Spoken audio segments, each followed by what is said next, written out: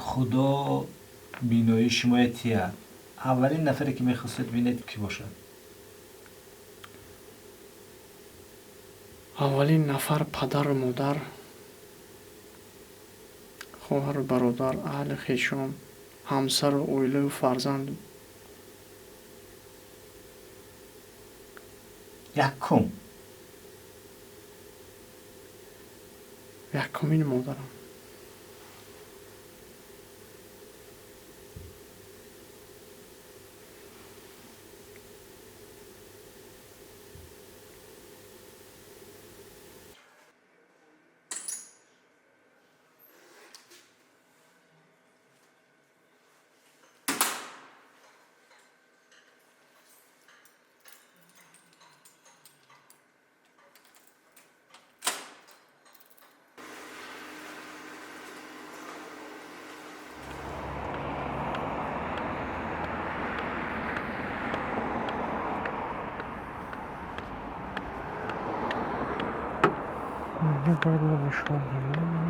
همین هر روز ماشینا من هم خیلی میایستاد اونجا. بعضی میایستاد بعضی نمیایستاد. من اینجا راه دیدم. اینجا باید روی قاعده نباشد. نه ماشین اینجا باید. اقلا خطی بمونه این روی پیاده‌گرد باشد که خیلی آزاد حرکت کنه آدم. من اول تنها حرکت میکردم و بسیار انتظار میشدم. مثلا مردم وقتی که در یک جا میایستید، من نمیپرسد که شما کی هستید، چی هستید، برای خودش میرود. چون اکثرا فکر میکند شما یگان مشکلی ندارید. من ساعت‌ها در همون ایستگاه، یعنی که ایستادگی هم هستم. بنابراین من خواستم که همراه یعنی که حساب حرکت کنم. به خاطر که وقتی که در دستی نابینا اگر حساب باشد، الان مردم میدونند که همین شخص یعنی که نابینا است. و شکر خدا امروز ها میپرسند به کجا میروید، به کجا روانه هستید، به شما چی خدمت کنید. گذشتگی میشما؟ یا بیمار باشد. برای نابینایان مثلا مخصوص راه‌های تکتیلی میگن نیست. اون راه‌ها در ما موجود ندارد. یعنی بینید که اگر راه‌های حاضره بینید که مثلا راه‌های خوشرو ساختن، لیکن در همون لبی جویبارها گویم اگر بردیار بیم اگر اون چیز وجود ندارد، یعنی که راه هموار است. امروز ها ماشین در کوچه ها مثلا نقلیات گیریم اگر خیلی زیاد است که این بسیار برای راه رفتنی مثلا شخصانی روشن ضمیر بسیار مشکل است. یا که در چراغک های مثلا گویا نداریم ما که در شهر خوجا نیست، در شهر دوشنبه هست و در پنجکند هست همین چیز چراغکی گویا، لیکن در شهر خوجا متاسفانه همین چیز وجود نداره.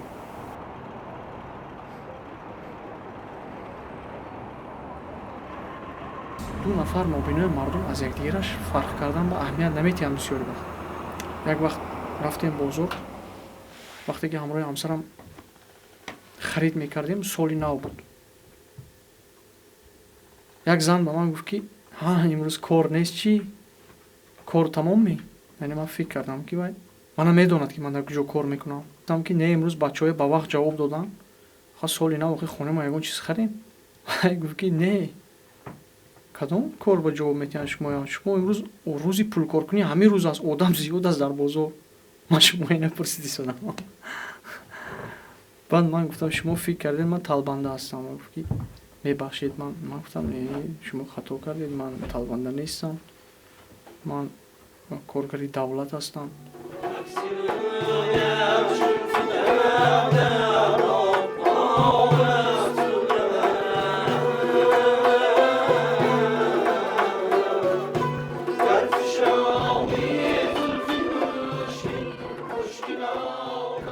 در دهه مکتبی میانه رو ختم نکردم.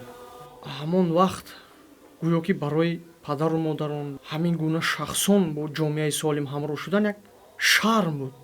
ولی من که از خردی مهری صنعت در دلم بود، آهسته آهسته با همون کروژاکی بین مکتبی است اونجا مراجعت کردم. در زمان کودکی جای تحصیل فقط گوش کردن سرود، موسیقی، خواندن سرود پر کرد. соли 2009 омадам. Аввалин бор дар байни 280 нафар ё 300 нафар тақрибан донишҷӯ дар коллеҷи санъат.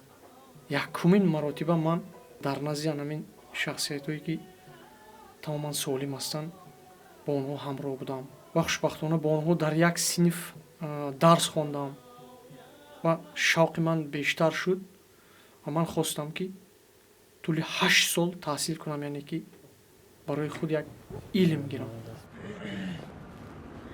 ҳамин даври ҷавонии инсон худаш як давре ҳаст ки бояд ақаллан ба ягон кас муҳаббат кунед. ин дар тамоми инсон ҳамин чиз вуҷуд дорад. мутаассифона ман дӯст надоштам. ман шояд он вақт аз худ мешармидам, яъне бо ягон нафар гуфтан натавонистам ки ман туро дӯст медорам, яъне ки ҷуръат надоштам. вақте ки ман дар курси 1 мехондам, он вақт ки ҳамин оилаи ман дар факултаи педагогикаи донишгоҳи давлатии хуҷанд донишҷӯ буд. яке аз ҷавонони фаъоли масалан чӣ гӯем вилоят гӯем буд, ки онҷо дар тамоми чорабитӣ иштирок мекард. ва вақте мо боре дар коллеҷи санъат рӯбарӯ шудем, онҷо як камтар суҳбат кардем. Баъд аз каме суҳбат кардан мо якдигарро қариб як 2 сол надидем. баъд вақте ки вохӯрдем, мо то бегаҳ якҷо қадам задем, сайру гашт кардем. пас аз он хат дигар суҳбатҳои телефонию дигар чиз. баъд ман рости анамон вақт ҷуръат пайдо кардам ки яъне ки бо ҳамон оилаам гӯям ки ман туро дӯст медорам.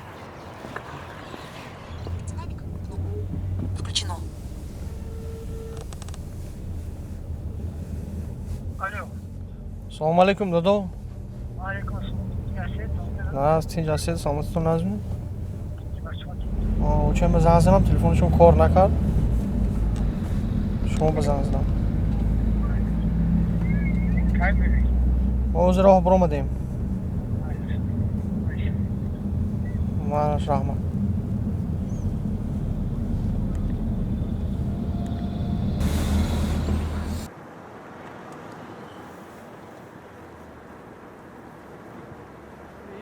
سختی کوهستان دلی نرمم عطا کرده است. درشتم هر کی میخواند خطا اندر خطا کرده است. زمینی سختی کوهستان دلی نرمم عطا کرده است. درشتم هر کی میخواند خطا اندر خطا کرده است. به مثل کوه یک رویم بسانی چشم حق گویم. چنین بودم چنان باشم که انسانم خدا کرده. Assalomu alaykum. علیکم السلام و رحمت. Хуб ҳастедон? Қурут чанд пул? برای شما 70 سنت. Қурут барем кӯдако ба? کیلوگرم تقو؟ Ним кило гиредам ба? Сири савдо кушоиш ко. حالا گرم نیست کلی. ина гиреду бачама. Розӣ шавед? ана инҷо каме болотар деҳаи Кӯҳруд аст. деҳаи ҳунарманди халқии иттиҳоди шӯравӣ, сарҳофизи миллати тоҷик борбади замон устод Ҷурабек Муродов. ана дар тарафи дасти чапи ман бошад, овози мо ба поён меравем, ба деҳаи Зеробод меравем. ин деҳае ки ман дар он ҷо тавлид ёфтам ва бузург шудам. آیا مادر دلت را پاره کردی، فدا خود را به ما همواره کردی. آیا مادر دلت را پاره کردی، فدا خود را به ما همواره کردی. سرودی الله عینی دعا بود، دعاها در سری گهواره کردی. سرودی الله عینی دعا بود، دعاها در سری گهواره کردی.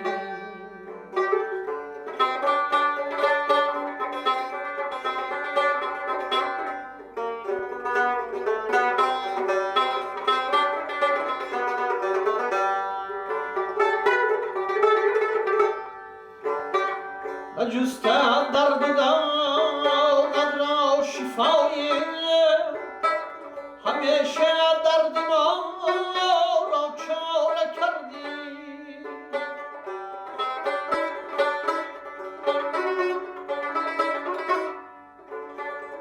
جسته درد دارد را شفای همیشه درد ما را چاره کردی گلی نام نمک را داده بر ما قناعت گه به یک نان پاره کردی گلی نام نمک را داده بر ما قناعت گه به یک نان پاره کردی